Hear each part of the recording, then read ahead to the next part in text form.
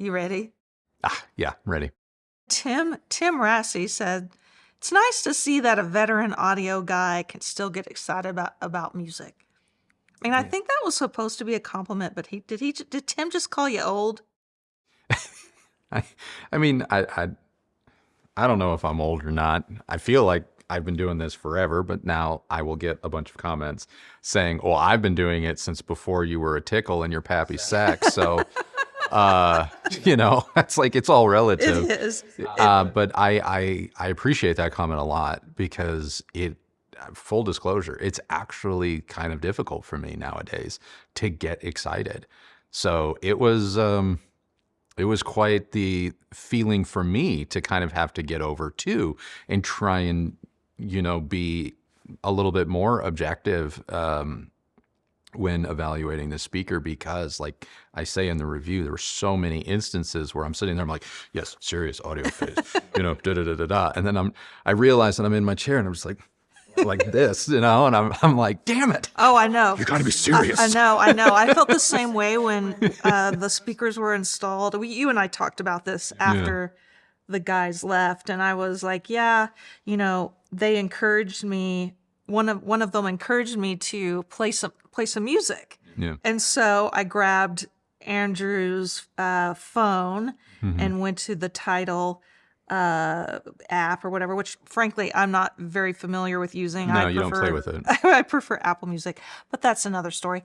Anyway, so I'm like, okay, what should I play here? And I've got these like professional Bang & Olufsen people like hovering over my shoulder. So I'm like, I wasn't going to do Diana Krall, or what is it, Hotel California or something like that. Yeah. But I went to the Tedeschi Trucks band and played one of their songs, which I do really like their music, but I felt like it was a more audiophile decision. Yeah. And then I was like, screw this.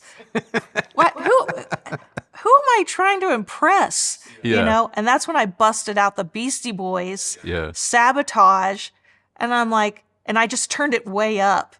And She did. I'm like, hold on. We have never taken this car out for a spin. We don't even know if the tires are warm. Let's just hold it a minute. Like, I don't believe in any of that break-in. it's not. No. Hold on. I wasn't talking about break-in. I was not talking about break-in. Similar to an experience that I had. I think you might have been in another room or maybe you were outside.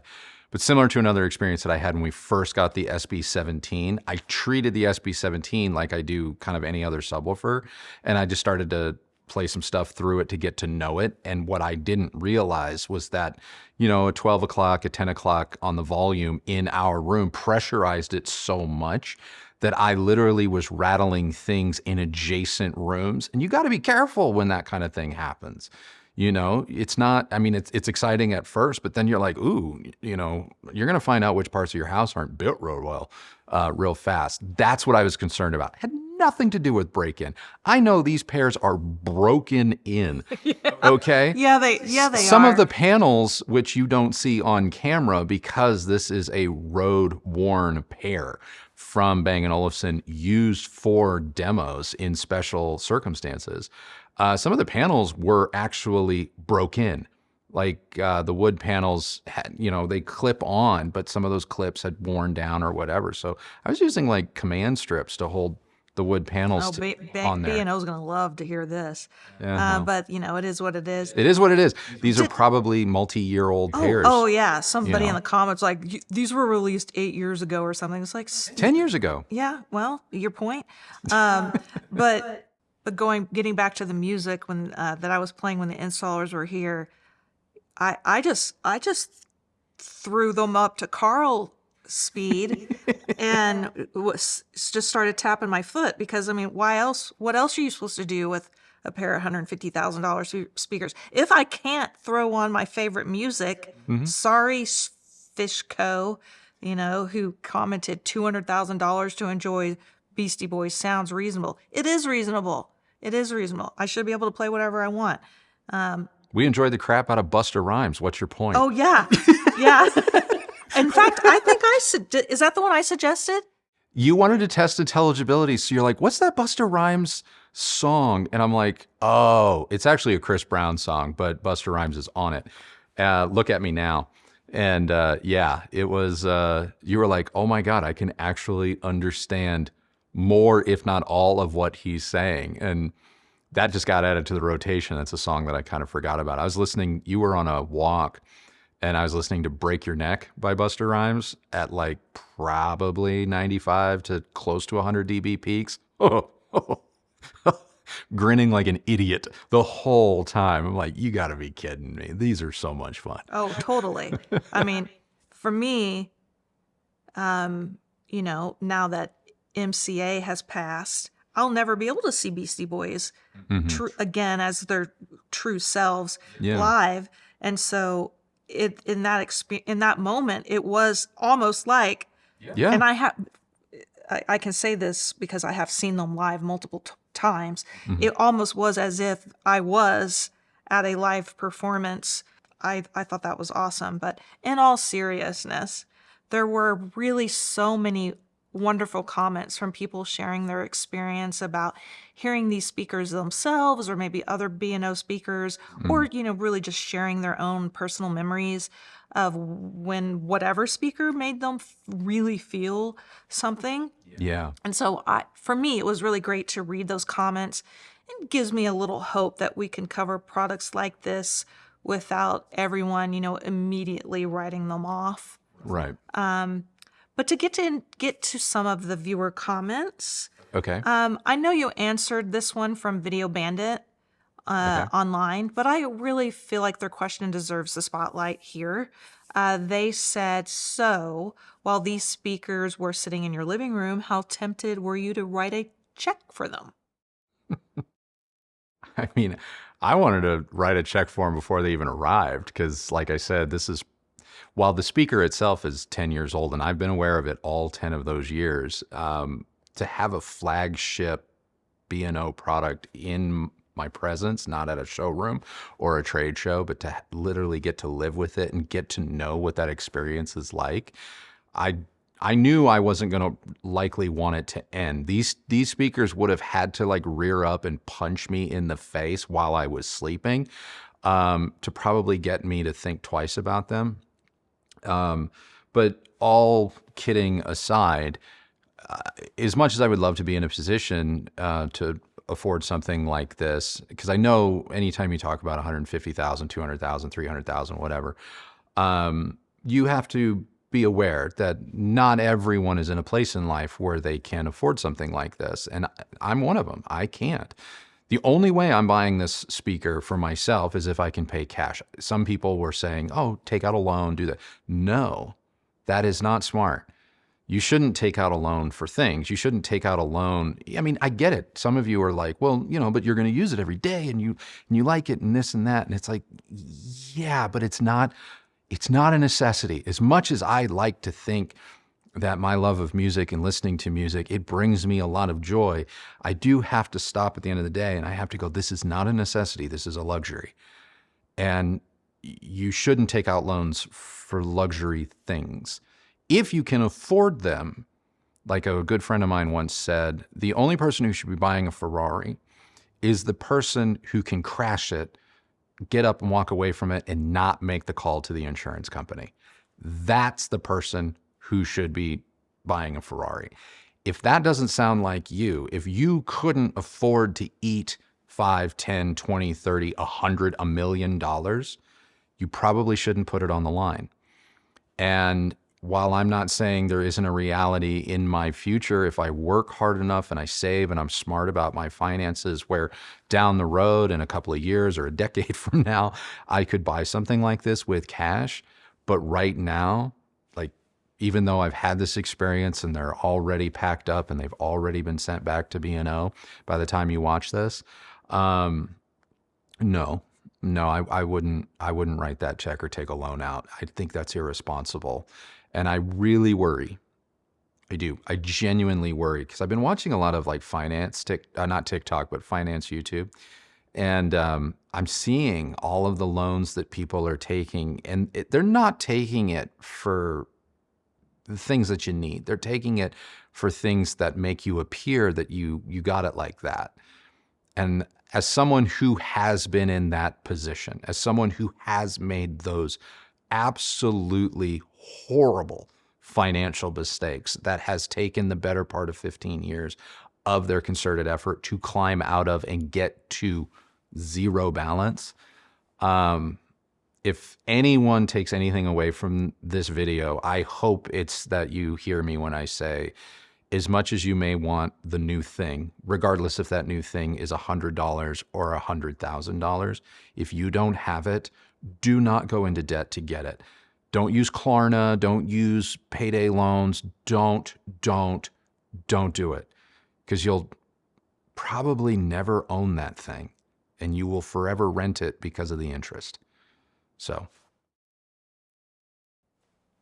Yeah, but let's have fun here. Okay. FAVs said, "Wow, what an incredible looking speaker! It would be hard to justify $150,000 for these, but I can completely understand why people pay that price. As you mentioned, suspending belief is not something very many speakers can do. Correct. And when it happens, it almost becomes like a drug and having to chase that high. I'm glad B&O trusted your objectivity as a reviewer to send out a pair of these masterpieces. The question is, will audio ever be the same after experiencing these?" It's been tough. I think the title of our next review will have something to do with learning how to listen again, because I'm not going to lie, and this is not a knock against whatever speaker or product we talk about next. There is a shift, and everything else that has now been put back in our room as we are reacclimating to more traditional products, everything does sound small and kind of two-dimensional and a bit like I'm listening and I'm like, come on, where is it? Where's the connection?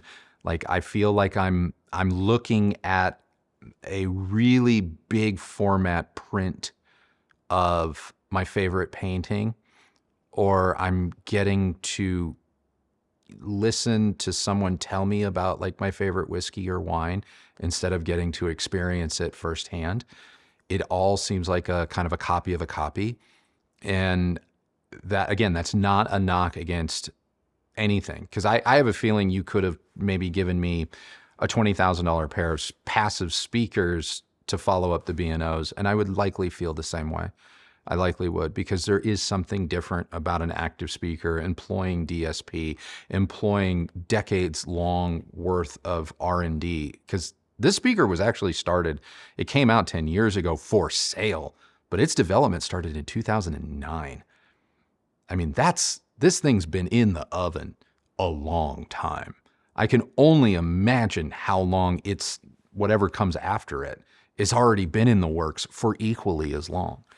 I don't have any insider information. I'm just saying, if this started in 2009. So yeah, it's different. It is an experience that I have not had in my 25 years doing this professionally. I haven't had anything quite smack me upside the head and shift me on my axis like the 90s, only to have to go back to, quote, reality. I agree. I agree. It's been a strange transition. Yeah. Because even going back to speakers that we've had in house for a while, and that we like. Yeah. And, went so far as to say, wow, this is one of the better speakers we've had. Yeah. Feel as if I'm listening to something completely different. Mm-hmm. And I'm like, I know I really, really liked these once. But what happened? It's weird. Yeah. Sencor ISF has a question for you, Andrew. Okay. If poof, you were handed $150,000 and were told you had to spend it, and you had to spend it on audio equipment, would you purchase the 90s Or would you purchase another pair of loudspeakers, or even perhaps a full system, Atmos, etc., including all of the required accompanying electronics? And they say, love these kind of dream scenarios 150 grand, I have to spend it. Poof. on audio. On audio, and there's no repercussions. It's the only thing I can do with it. Would I buy the 90s? Yes and no. Yes and no. I'm saying yes because I've had the experience with them. I know I love that.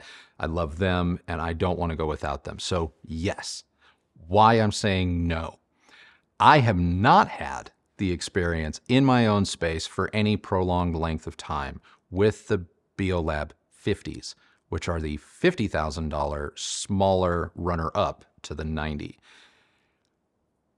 I love the 90s. I really do.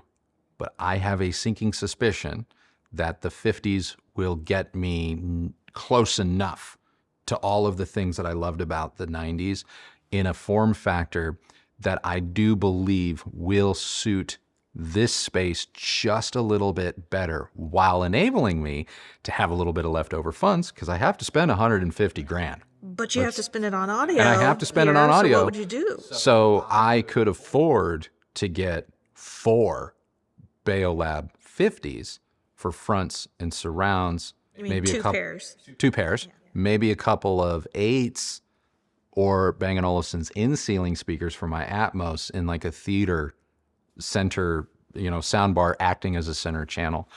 And I think that I would probably get just a little bit more use, enjoyment, and flexibility out of that kind of a setup. And I would be coming in at, well, honestly, I think I'd be coming in a little bit less than 150 grand. So I might have a little bit of money left over for, I don't know, a couple of movie rentals. Well, that was a good answer. That was a good answer. Keeping into the money scenario, Okay. Alan Dawson, who's one of our members, Yep. I believe is playfully asking, I know you link to all the products you review for obvious reasons, but this one is just really funny when you put it into context. What is the small commission on a Bang & Olufsen 90? 0. 0. There's actually, hand to heart, there is no way, there's no commission structure, there's no way for me to be credited with any sort of referral sale. As I like to say, behind the scenes when we're planning things for this channel, it's something that I kind of took from some of my filmmaker friends back in the day. You do one for the audience, you do one for you. And the 90 was 100% for me. The fact that y'all like the video is icing on the cake. I did this for me. Well, here's something I want to get into, and you kind of Okay. touched on this a little bit. Look, I thought you did a really great job at answering a question we get all the time in the 90s review, and that is XYZ worth it? Which is such an impossible question to answer. Oh, I mean, yeah. all we can really do is share our experience with you and present you with enough information so that you can take the time to make the decision if something is worth considering Right. for yourself. That really is up to you, the rest especially. As for me, do I think these speakers are worth $150,000? They would be if I could afford them, but I can't, and that's okay. I still enjoyed the holy crap out of them while they were here, and if I had the money that would afford me to drop $150,000 on anything not essential, there would be no hesitation. Yeah. Except I would want, like you said, I would want to hear the 50s first. That's it. That's all I need to hear first. I need to hear the 50s. Yeah. Yeah. But okay, so I want to go to Brian Ruby's question, one of our regulars.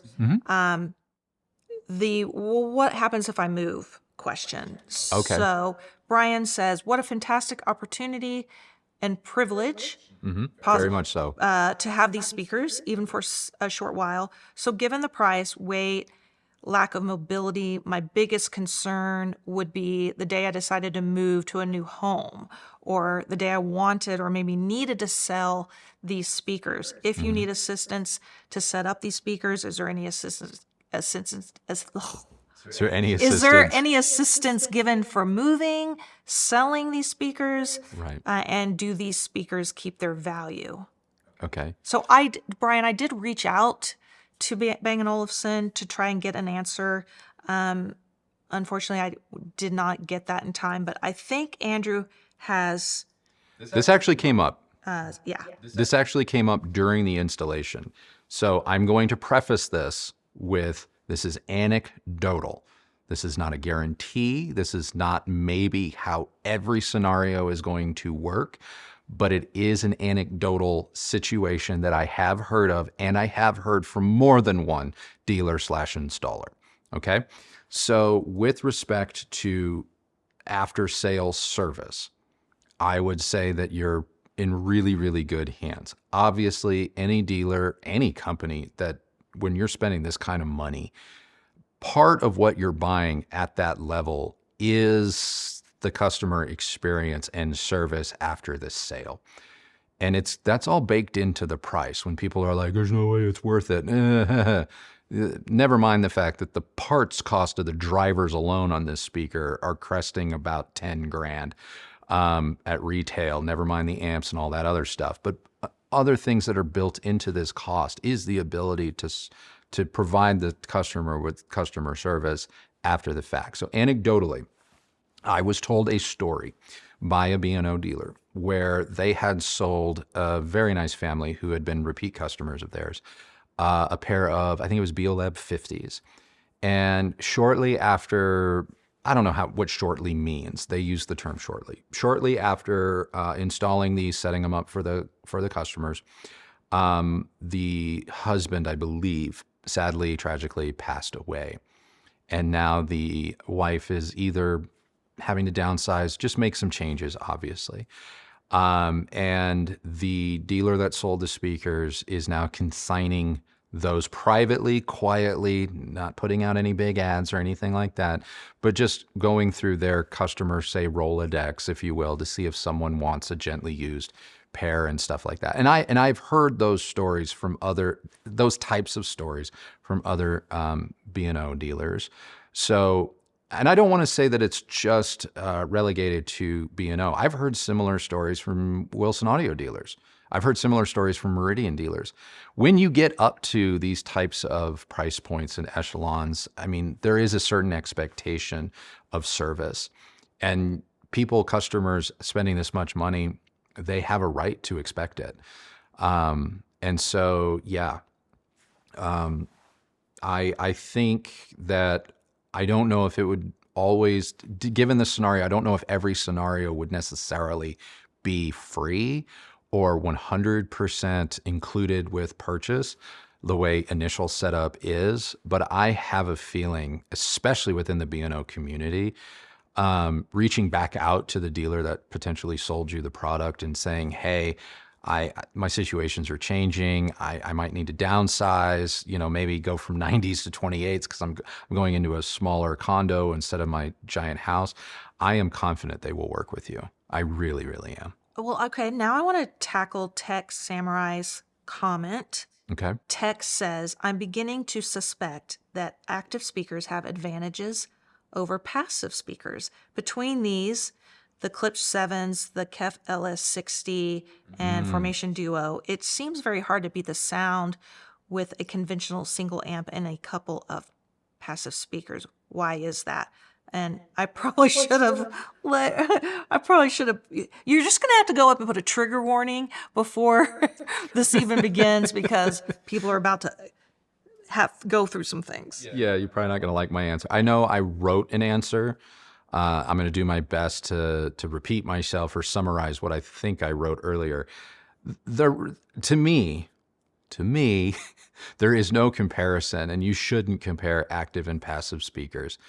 The reason why active speakers are just different and ultimately largely sound different, resulting in a lot of people who maybe are experiencing active speakers for the first time to have such a profoundly different experience if their entire lives they've listened to passive ones, is because one of the things that a designer does when they build a passive speaker is obviously they do their best at whatever budget they are allotted to build the most complete, comprehensive, best foot forward product they can.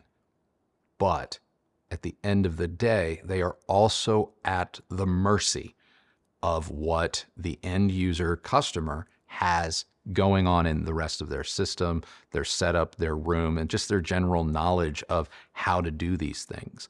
And as a result, it's very easy to invest in a top flight speaker. Pick any publication, any YouTube video or whatever. Find the one that we all universally agree on as being the best of the best.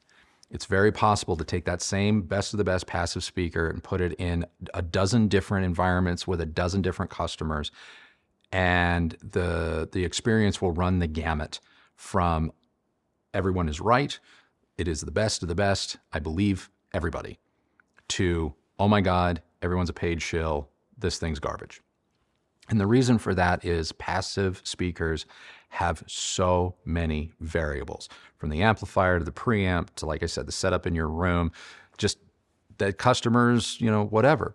With active speakers, a lot of those variables are minimized, if not completely removed. And when you remove variables, those are all layers that get in the way between what you're hearing and what the product, the speaker in this case, is reproducing. And the less layers you can put there, or the less variables you can put between you and the experience, generally the clearer, more impactful, more everything experience you're going to have. And the reason for that is when a designer is designing an active speaker, they know what drivers are going in it. They know the shape of the cabinet. Then they can work on, okay, these are all going to be amplified correctly.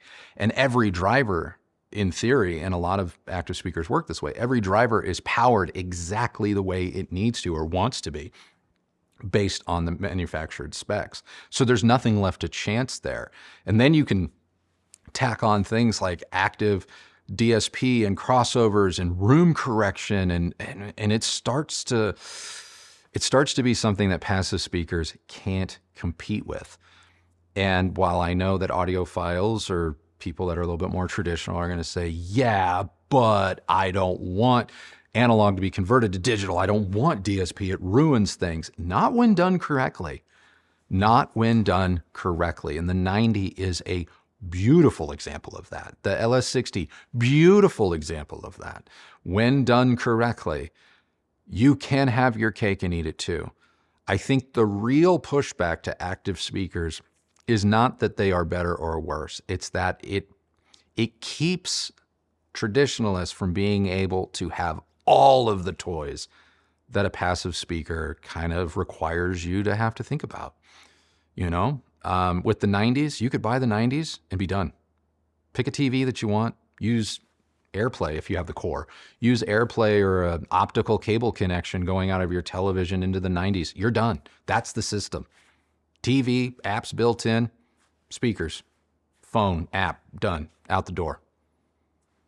Or you can have stacks and stacks of amps and speakers and cables and this and that. So yeah, powered speakers, in my opinion, this might get clipped and get me in trouble, but I think if you prioritize the experience, you're probably more apt to accept powered speakers.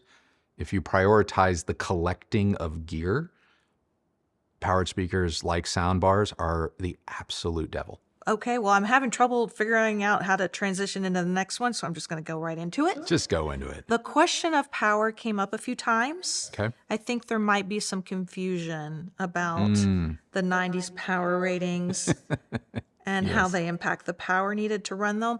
Yeah. For example, Hayden asks, great review. Many comments I agreed with pertaining to ultra high-end products. Quick question, how did you provide enough power for these monster amps? The 8,200 watts per speaker. Yeah, I mean, I was gonna bring up somebody else's stupid comment, but you know what? New year, new me. Okay. Trying not to give that any attention. Any attention? I'm not saying Hayden had a stupid question. No, I think Not it's at a fair all. question. It's a totally fair question. And 8,200 watts per speaker does sound like a lot, because it is. But you need to understand that that is the cumulative, say, total maximum wattage if you were to add up all of the amplifiers inside the speaker. If you were able to somehow push every amplifier inside each speaker to its maximum wattage, you would have the capability of 8,200 watts. Is the speaker producing or requiring 8,200 watts the moment it turns on? 100% no. And that's how you're able to do it. The same way, like if you go buy a Macintosh kilowatt amplifier, it's not producing a kilowatt of power at idle. You could have a kilowatt stack of mono blocks and never use more than 5 watts of their power. And that's the truth. That is the truth. And while some of you would be like, well, then why do you need it? Because headroom, when power is about headroom, it's about the ability to go from nothing to something, then back down to nothing in an instant. And 8,200 watts or even 500 watts or 200 watts, when you're going from 2 to 5 watts and then you suddenly need 150 only to go back down to 2. That's actually really hard to do. And we've gone over this on this channel before, but if, let's say you're only using 2 watts and you suddenly need 100, but your amp maxes out at 50, well, guess what? You just clipped your amp. You distorted or maybe damaged your system. If you kept doing that again, and if you're like my girl over here listening to Sabotage at break your neck volumes, yeah, you're going to burn an amp up. You're not going to run into that problem with something like the 90s or a kilowatt amplifier or even a 500 watt amplifier from even Emotiva. You're not going to run into that problem. You've got the headroom. So the thing to keep in mind is when it comes to the 90s, there are 7 tweeters, there's 7 mid-range drivers and 4 woofers. Each one of those drivers, so what did I just, 7, 14, 18 total drivers per speaker. There are 18 separate amplifiers in the 90 per speaker. And I don't know the actual per driver wattage. Maybe it's like 150, 250 watts per driver. So think of it more like the speaker itself is kind of like a 250 watt or maybe 300 watt amplifier from whatever brand. And that, okay, you don't think twice about how can your AC mains power that. That's the better way to look at this. I just state how it's written in the spec sheet. I'm not trying to mislead anyone. And I don't believe Bang & Olufsen is trying to mislead anyone either, because unlike a lot of brands, if you go to their white pages on their website and you go to specifications, they literally tell you all of the parts that are in the 90. That's how I'm coming up with, if you go, the retail price of the drivers alone is like 10 grand per speaker. The amplification inside the speaker comes out to be about 20 to 24 grand in power for the pair. I'm getting those numbers because I can literally copy paste off of the menu they give you of what's inside this thing and go look it up. And so that's kind of big on them. Big ups to Bang & Olufsen for that, because not a lot of speaker companies do that. And they do. I think they're fully committed to letting you know, like, you know, obviously the speaker has margins and things built into it to provide a livelihood for people who not only worked on the speaker, but who are commissioned to sell it and service it and so on and so forth. But I also think that they're very keen on showing you, like, but we did put a lot of stuff into this. This is not a 10-cent toy that we're trying to sell you for $100. And so power is just one of those things too. But that's the 8,200 watts. I get why that may have caused some confusion, but it's not impossible when you break it down. P-Funk 34 left a comment. They say, is room correction, use of EQ, and the use of audio quote scenes now acceptable for hi-fi enthusiasts? What DSP software program can you recommend for us mere mortals? I'm just asking for my friend Carl. It's going to depend who you talk to. I mean, me, DSP, EQ, room correction, it's always been allowed. Always been allowed. From the very first time I touched the Odyssey Installer Pro Kit back in 2006 or 2007, I was hooked. I'm like, oh, yeah. The first time that I was introduced to parametric EQ at the consumer realm in, I think it was Meridian 800 series processor, where an installer busted out a laptop and we started dialing in the sound of my theater. I was like, why would anyone not want this? So it's always been allowed for me. Now, I get it. Traditionalists are like, I don't want anything monkeying with the system. The idea behind, in my opinion, the idea behind parametric EQ and room correction isn't to monkey with the signal. It's to actually reproduce the signal more accurately given the constraints and limitations of your room and or setup. In a lot of ways, some people will sit there and be like, that mix is garbage. That album sounds like shit. And then I'll play it and I'll be like, what are they talking about? This album sounds pretty freaking good, And I'm not talking about an album like a Diana Krall Live in Paris or whatever, where it's all mid-range. You know what I mean? It's just, there's nothing really taxing the speaker. So that's why when you go to trade shows and you're like, why do I always keep hearing the same kind of music? Because you're hearing music that's really actually very easy to reproduce. It's all low-ish mid-range on up, in which case, yeah, you can get away with a pair of bookshelves. But you throw something complex and hard at it, you throw some EDM, you throw some electronica, some techno, some orchestral work, even a jazz ensemble where you've got a double bass and the artist is just going to town on it. That's a lot harder to do with accuracy. And a lot of times when you play that music in an environment that maybe is untreated, or maybe your speaker setup relationship to your seating position isn't ideal, there are people that will listen to that album and go, oh God, this is a bad recording, because they know their system sounds great, right? Because I just played Diana Krall and it was amazing, and this sounds like garbage. But what's really happening is the speaker room, especially in the lower frequencies, that interaction is causing you clarity in your mid-range and treble, because you get bloated bass, boomy bass, you get sluggish bass, you get this sort of just like, that's not the recording. That's just some of the limitations of acoustics. And while DSP and room correction and all of those things are not a magic bullet, they're not guaranteed to work. Sometimes they get it wrong.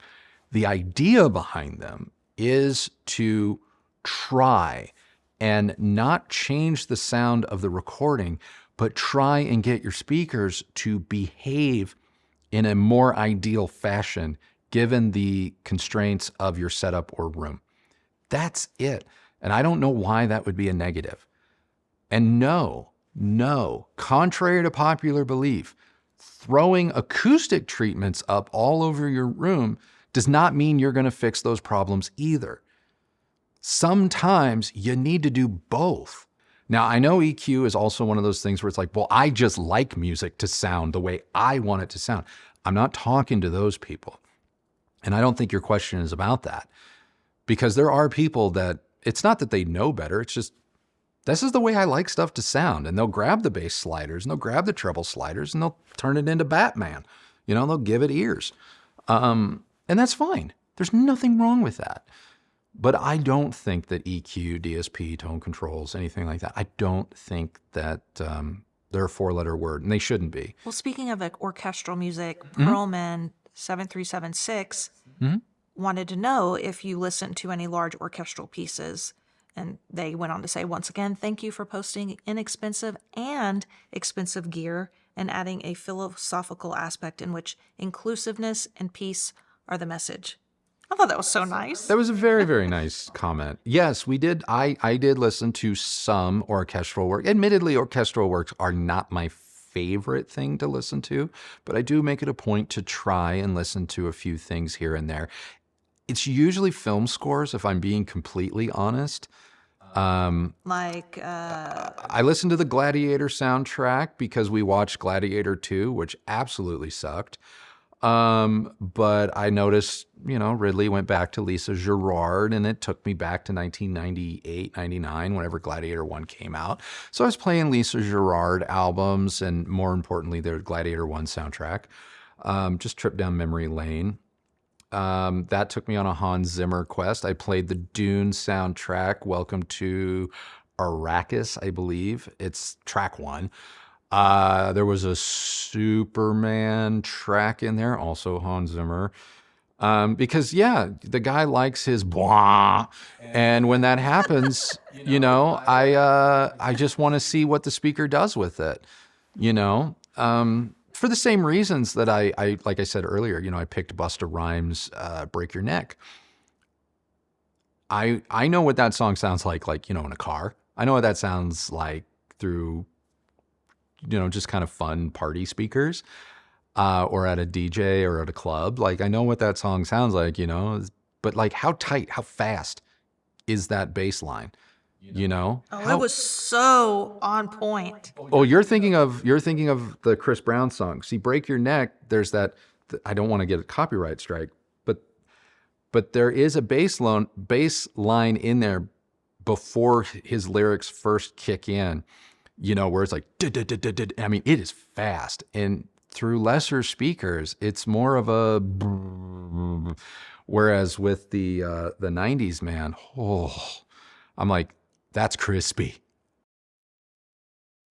I don't know if I've ever used the term crispy on bass before. Like punchy, deep, impactful, but to have deep, feeling, impactful bass that's also like has the resolution and the detail that's crispy. Like it starts, it stops, it starts, it stops, and it's like just flipping a light switch. That's the easiest way to think about it. Is how taxing is it for you to go up to any light switch in your house and just do this as fast as you can? It's not very hard. And that's how bass felt through the 90 after, equalization and all of that. But yeah, I did listen to some orchestral works, those being examples. I also listened to David Land's, he's a new age piano player. I'll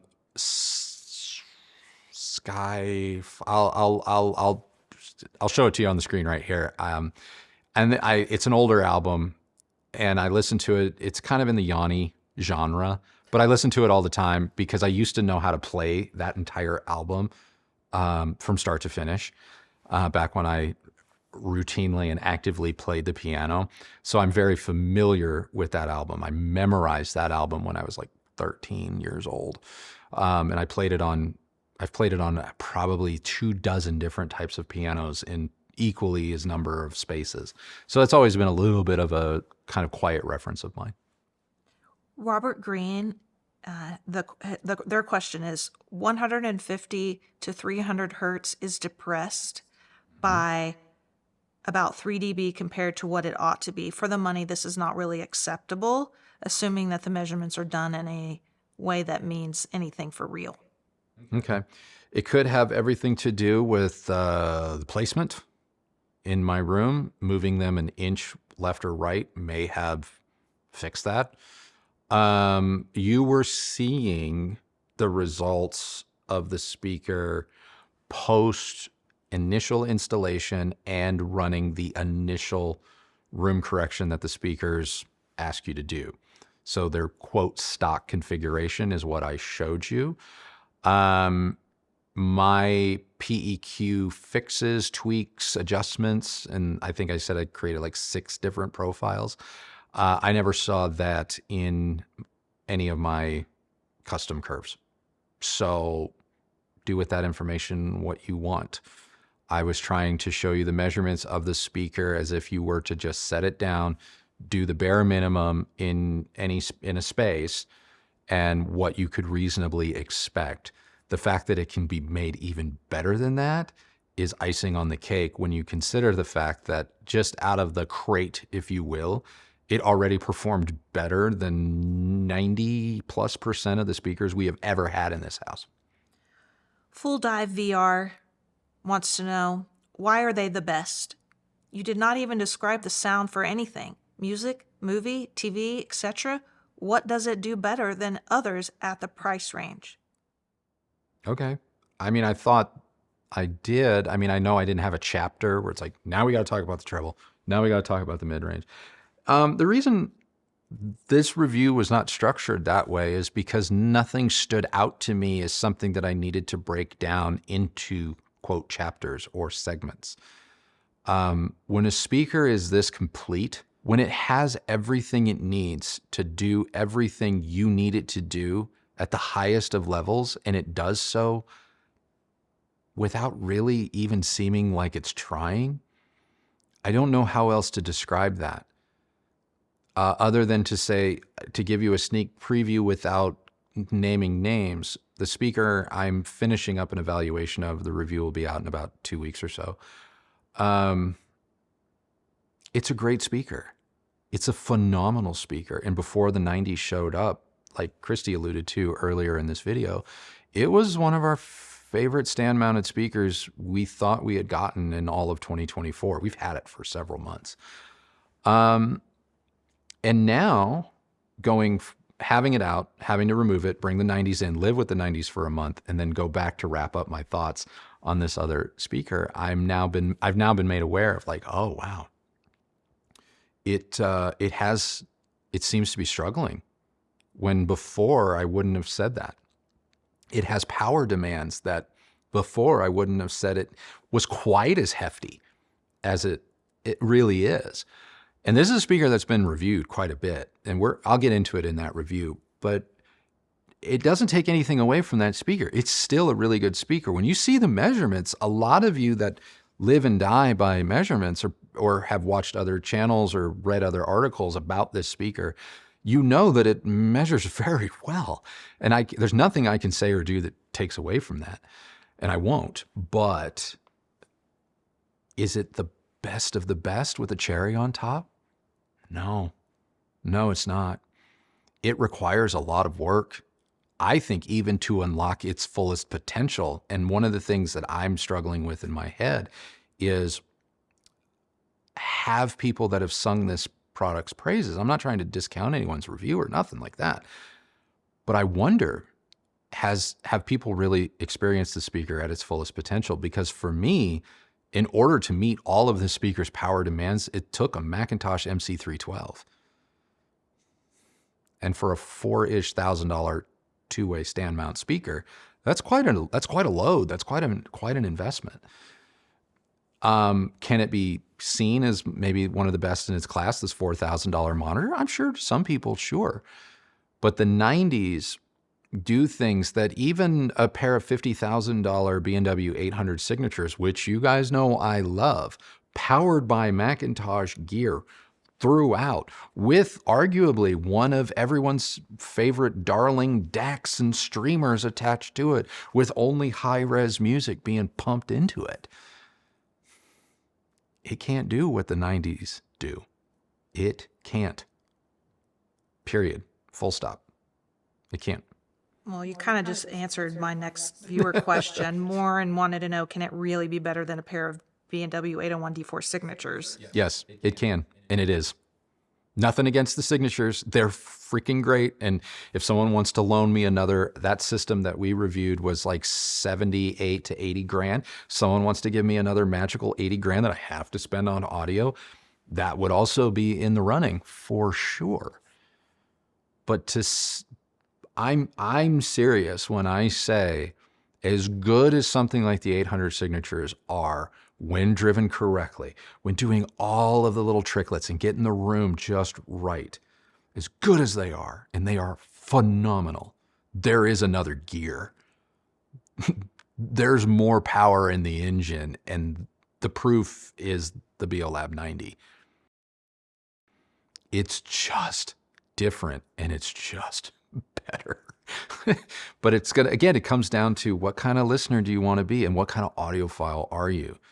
Because if you want to chase amps, you like tweaking and all of that, yeah, the 90 doesn't really let you do that with gear. It lets you do that with DSP. It lets you do that with other things, but it doesn't let you do that with gear.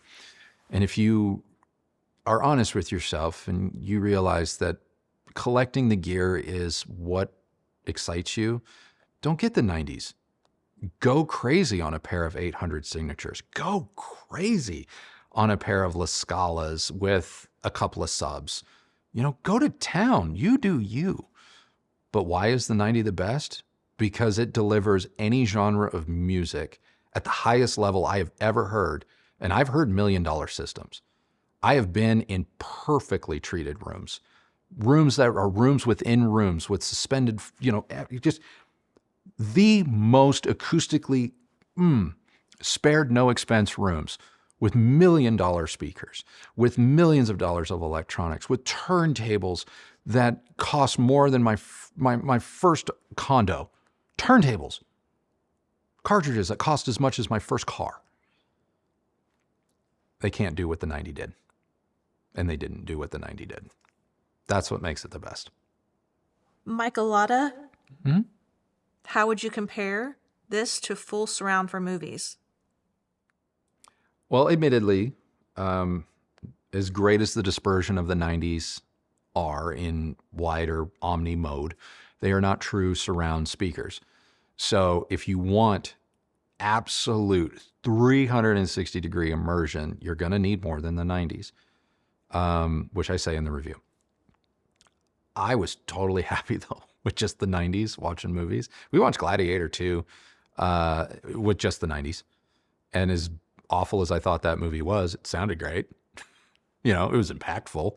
It was cinematic AF, but no, you know, spears and stuff didn't come from behind me. It came from about, you know, almost to the sides, but not from behind. But the height was there. I didn't think that I needed overhead Atmos in stereo home theater mode. I think that maybe the 801 D4s, that might be the area where I think they were a little better with in soundstage in with placement of sounds. I think sharp noises, high frequencies, I might ride that train with you, but that likely has something to do with the slightly more accentuated, enhanced treble response of just B&W speakers that the soft dome scan speak tweeters of the 90 aren't really going to do. That may be contributing to that sensation, but you know, in a perfect world, you want to give me 4, you know, 2 pair of 90s. I'll put 2 in the back corner, 2 in the front. Throw down, man. That would be awesome. I mean, we would need a different house for that. We would need a different house for that, Sure. for sure. But that would be sweet. Yeah. You'd never see me again. Oh my gosh, guys, we just watched this architect review channel, or they show homes, kind of like Ennis, but not Ennis. If you're familiar with that channel, and they just showed this house in Spain, and it had it had everything. Yeah, everything. And I was like, you would literally never see me again. Yeah, I'm not saying it was the best of everything or that every choice that this house made interior design wise was perfect, but this house literally had everything. And it's like, okay, well, You'll never see me again. you'll never see me again. And I'm Bye. also not inviting you over either. Kukema, Okay. sorry if I'm, butchering that for you, says, hi, Andrew and Kristi, Happy New Year. Since I know you guys love to play around, how would you custom configure these? What color of fabric, what wood? So many possibilities. And can I tackle this myself real quick? Yeah, go for it. Look, what I thought was funny in some of the comments, a lot of people assumed I would hate the look of these. I saw that. I'm like, what are you talking about? I know. I think somebody called me a psycho. Like, I don't even know what that was about. Oh, wow. Anyway, to answer your assumptions, I liked the finish we were sent. In fact, I think I spec'd it. I think I requested the black finish. I know the one thing we did make clear was that we didn't want to go anywhere near the wooden slat panels that can be. Not on these. The Oh, wooden I'm slat- sorry. Those. You're right. I'm Those thinking of were the 50s. The 50s, yeah. Well, spoiler alert: if we ever get to review the 50s, We've put in a finish option Yeah, that we would like. no wooden No slats. But anyway, I really did like the black. I thought it was super classic and timeless. Yeah. Now I would have spec'd the walnut wood pieces that Yeah. go on the bottom. The one the pair we were sent were done in the light oak. But I love the combination of the black and the aluminum, or aluminium if you're from another part of the world. Yeah. Those combined accents were just classic and timeless. But look, I love that you can customize the 90s in so many different ways. And if I had the kind of FU money needed to own a pair, I mean, I would order a bunch of variations. Oh, that so I was that just gonna- when yeah. the mood struck me, Yeah. or if our interior changed, Yeah. I didn't have to go out and buy a new speaker. I mean, that's something that I think maybe you haven't considered when you're talking about the cost of these speakers. The fact that the panels can pop off is genius. Every part of the speaker that you physically see on the exterior can be removed literally either without tools or with a very simple Allen key, in which case you can have a different looking speaker like that. You just have to call your dealer up and see if, they'll make different colored fabric panels. You can even remove the aluminum exoskeleton with an Allen key and replace it with a copper colored one or a gold colored I one. liked were they calling it anthracite or something? Or it's like the darker metal. Yeah. That with black, I think would look killer. It's a very subtle, more tailored look. I don't know if any of you have seen. I don't remember who did the video, but Alicia Keys somewhere on YouTube Architectural Digest. did a walkthrough of their home, and that was one of the first. I think that might have been the first time I saw the 90s. It was the first time you saw the 90s in someone else's home. Yeah, and she had the sand grills, which is a very almost white. She had the it's a copperish gold metal trim, and then the light oak.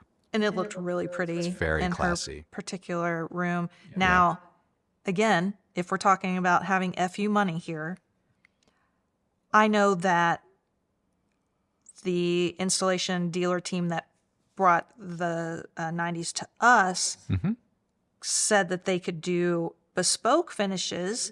So if I was really wanting to go for it, like I might go after something like a classic Chanel print or I mean, Who knows? the options really could be endless. Like if you're really into fashion, you could probably get something. You could probably get Hermes scarves gosh. draped around that would the be speaker grills. awesome. Yeah, you could yeah. you could probably go crazy. And if we gave anybody with means an idea, you're welcome. When the installer team over at Watt said, we'll work with you to create whatever you want, I immediately was like, all right, well, I want three different sets of the wood accents made. I want one set made to match the the walnut from Eames and Herman Miller. So I'd want them to go make a custom finish panel or have someone match that look. This exactly. was this was your my dream scenario. I'd want another set of panels made from Baxter Nubbic leather. Baxter is an Italian furniture manufacturer that their leather work is, it's to die for. I would send a pair of blanks over to them to see if I couldn't have leather Nubbic leather wrapped panels for the bottom. And then another Italian furniture brand that I love, Minotti, I would send over to them. Is it Minotti or Minotti? Minotti depends, I guess, what part of the world you're in. But the finishes on the mini bar, the console table, the coffee table from that series, I saw it at a showroom once, and I can't get it out of my head. I want those pieces in my life. I can't afford them. They are cheaper than Beolab 90s, but I would have them do a finish. And then I would, probably from there decide on slightly different fabrics that kind of complement and play off of those 3 hard panels at the bottom, and start from the bottom and work my way up. Well, I want to end this episode of Unplugged. By the way, this is Unplugged 33. Wow. I know, time flies. Time flies. With Brandon Lupo's comment. Okay. They go by AZ Wolf. Okay. They say, like cars, watches, and so many other objects that play upon our passions, it's quite fun to see the 90s being enjoyed. They're presumably amazing, and it really makes you wonder, where could you possibly go from there? Sure, there are speakers, as you mentioned, that cost many times more without any of the substantial amps and equipment they'll require even being a consideration. I worked for some time at a B&W dealership and drove a brand new 760 Li, Okay. which at the time, fully loaded, had a $202,000 sticker. I couldn't envision a car better for more than that until I had the opportunity to drive a Rolls-Royce Ghost, not even Phantom, mind you. And yes, it does share some DNA with that 7 Series. However, the difference was incredible, and the 2-time plus asking price for one made sense. Yeah. It was no longer a machine, but an experience Yeah. that commanded the extra. The final 10% of all diminishing returns are the most expensive, it seems. Do you now ponder how it could get better at all? Or perhaps, kind of like your remarks following the Polk R700 review, are you just happy to have experienced something great? The latter. Definitely the latter. Is it possible to do better than this? Yeah, sure, maybe, somehow. Either with an inordinate amount of gear or whatever comes after the 90 from Bang & Olufsen. You got to leave the room open for the possibility of something else coming along, because it will. But my goal is, now that I've had this experience, and I know that it's not an experience that I can necessarily keep for myself, at least not now, my goal is to get as close as I can to it, but not necessarily in the way that I think you might be thinking. The next 20 years of my life, hopefully, in the background, and maybe as a part of this channel, off and on, I really, really, really want to turn this place that we live in into kind of a statement, an art piece, if you will. Or create something that does that gets to live on. That's going to be kind of it for me, So like this channel, these videos that I make, that's really where I'm focused on. And now that I've had this experience with the 90s and I realize what it was like to go through life for 4 weeks every single day, where just that superlative experience was literally at the touch of a button. Now I'm finding myself in my free time mentally, how do you translate that into everything? How do I make that an experience that I have all the time? And sometimes it's not about materialistic things. Sometimes it's about just paring down and realizing what works for you and what is getting in the way. And I'm looking at that from the standpoint of every facet of this house, every facet of my life, every facet of even this channel. It's like, what's noise and what's not? And so I'm content. I'm not like, I have to somehow assemble something for you all this year that beats this. I really don't care.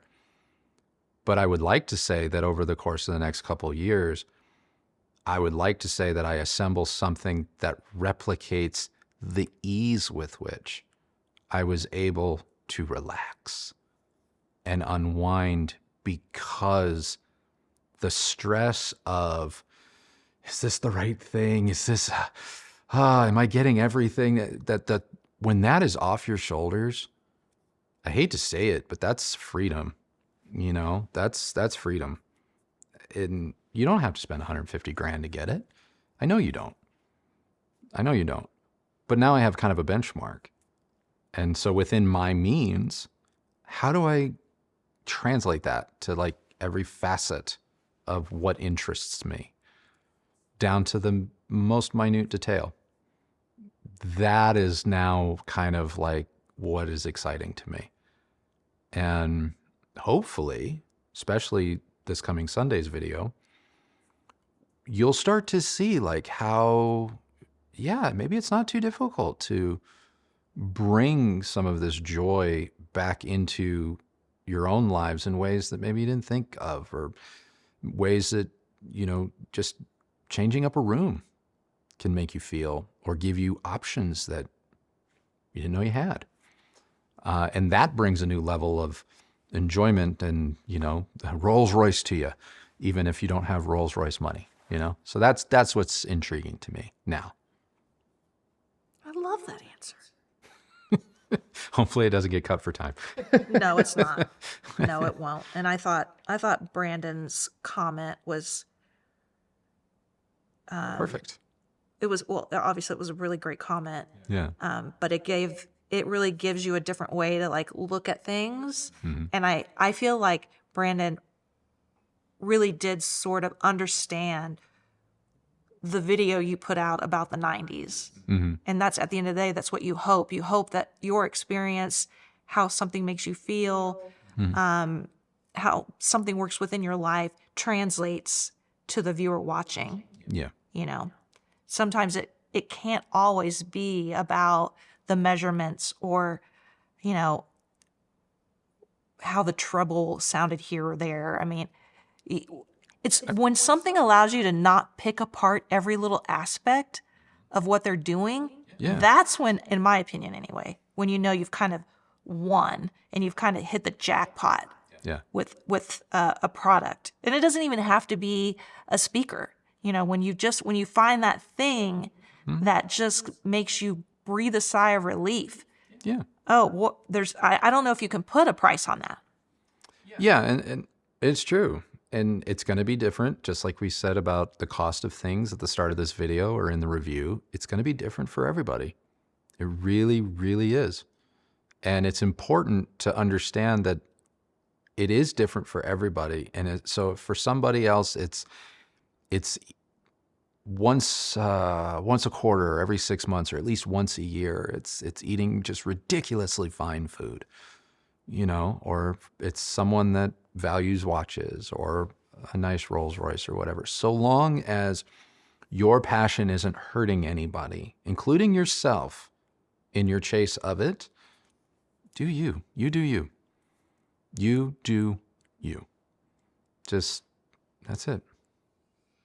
All right. Well, I think that wraps up our unplugged session about the Bang & Olufsen 90s.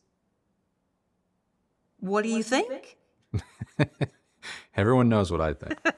So, And now we know what you think, so it's more comments time, I guess. Yeah. Sound off below. If you're wondering, or you want to look into anything else we've talked about or covered in this episode, guess what? Head down to the description. Yep, she'll have everything in there. I give you so much information. It's mind-boggling. So check it out if you missed something. it's probably down there, or, you could always ask. But first go look. Look, if it's not there, go ahead and ask us. Anyway, we'll see you guys later. Yep. See you on Sunday. Take care. Bye. Bye.